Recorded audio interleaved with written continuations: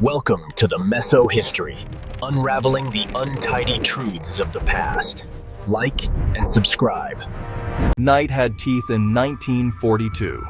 The city slept with its eyes closed, a great dark shape pressed against the sky.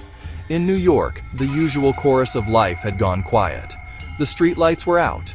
Broadway, Times Square. Windows stayed black, like empty sockets in the face of a giant. Cars were few. Headlights hooded and dim, moving like cautious animals through canyons of stone and steel. People walked slowly, their footsteps echoing in the strange new silence. They watched the water, the dark, hungry expanse of the Atlantic. They watched the pale, lonely moon. Out there, U-boats roamed. German submarines, wolves of the sea, hunted the lanes just off the coast, reading the skyline like a map. A single lamp could become a beacon, a guide for a torpedo. So the city learned to hide, to pull its curtains tight, to extinguish its fires. This darkness was a shield. It was a weapon, a prayer whispered into the vast, uncaring night. People learned a new kind of listening. Sirens, engines, the wrong silence. A city of millions agreed to disappear, holding its breath for dawn, and for danger to pass. The blackout was not a suggestion. It was a rule, etched into the consciousness of every citizen. It was an order enforced by a new kind of sentinel, the air raid warden.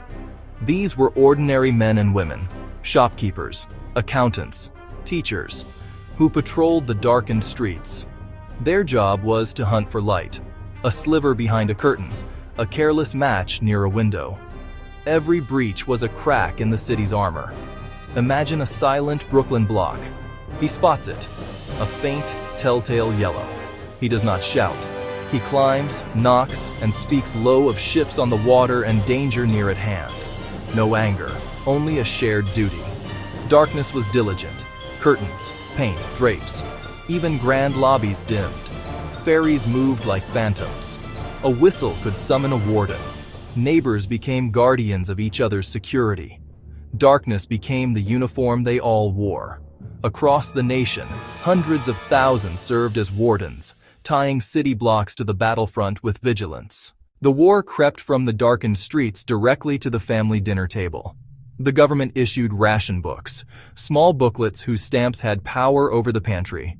You could only buy what the stamps allowed. A birthday cake required weeks of saving. Coffee was sipped slowly, stretched with chicory. Kitchens became laboratories of ingenuity. Beans and potatoes, thrift and invention. Meat stretched. Stews thickened with what gardens gave, not what flour could spare. Children asked why sweets were gone, why toast was bare. Parents spoke of soldiers who needed it more, of ships carrying guns instead of groceries. The worry lived in small things, the dwindling spoonfuls, the empty jars.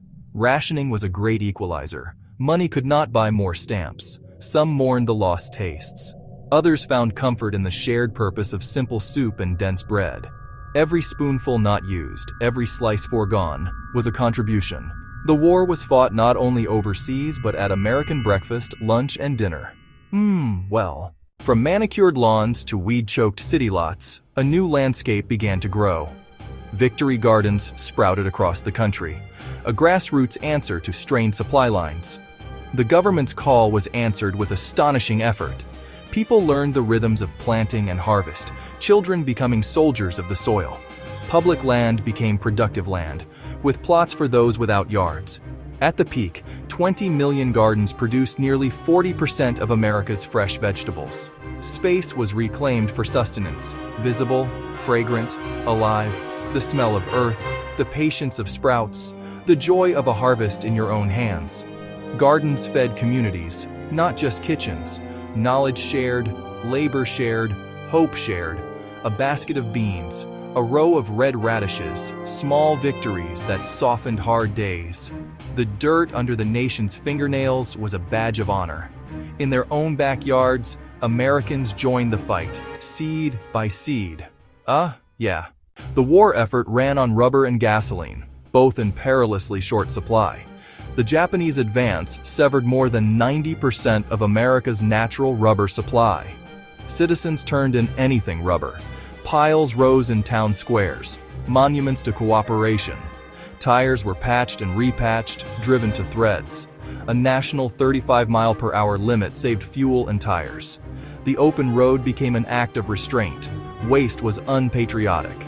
Carpooling became a civic duty. Millions of gallons saved, countless tires spared. Public transit swelled. Bicycles surged for short trips.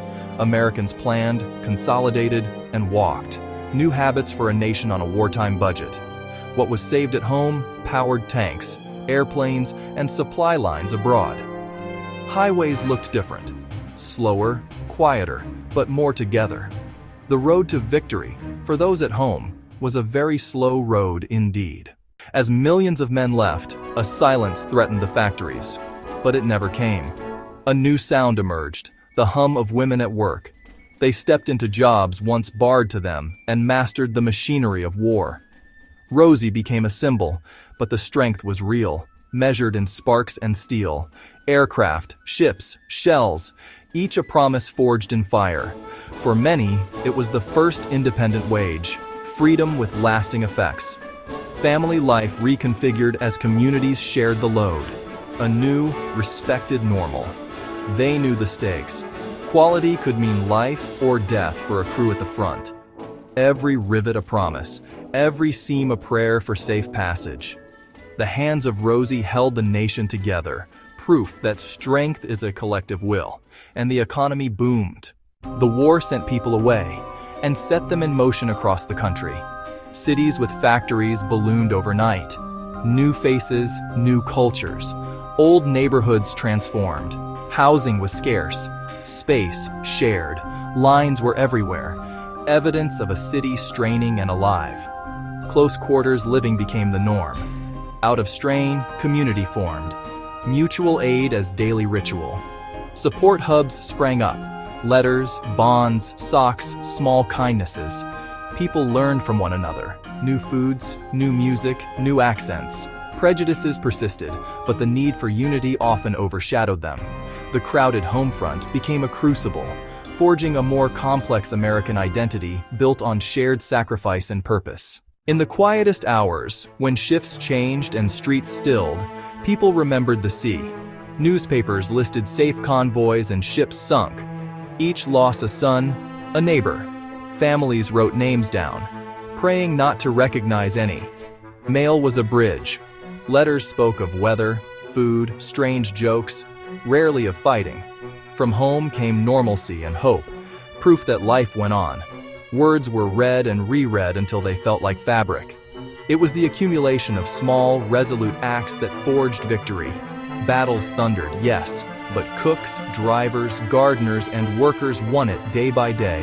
A blackout that shielded a ship, a ration that fed a week, a garden that fed a child, a slow drive that fueled a tank. Their silent, steadfast effort was a promise kept in the dark. We will endure.